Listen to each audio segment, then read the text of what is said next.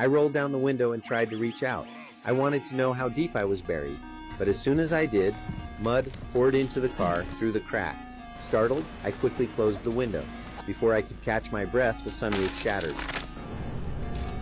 Panicked, I grabbed tape to try and patch the broken glass, but the tape couldn't hold the weight of the mud. As I was about to be buried alive, I suddenly spotted a steering wheel lock under the seat. Thinking fast, I pulled it out and wedged it diagonally against the sunroof. Thankfully, it held the sunroof in place, preventing further shattering and even stopping the soil from sinking further.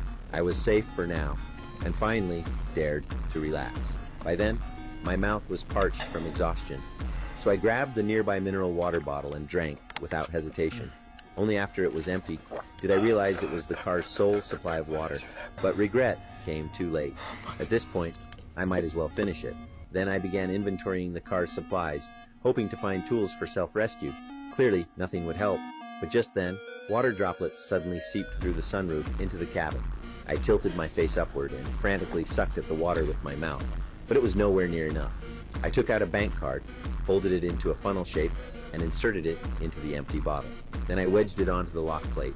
Watching the murky water accumulate in the bottle, I clapped excitedly, marveling at my brilliant design.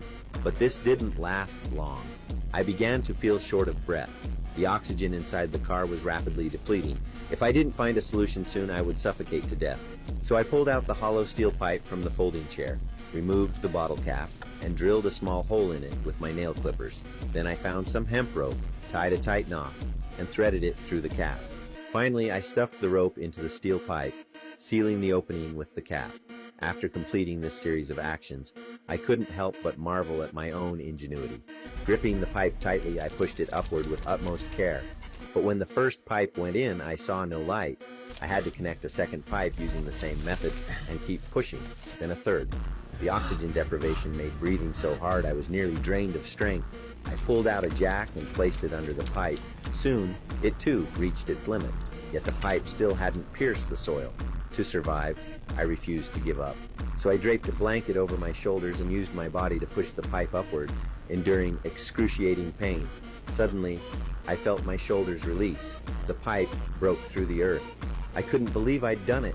I quickly inserted the wire into the pipe to pry open the bottle cap. Then I leaned in to look with my own eyes and saw that glimmer of hopeful light. Oh, yeah!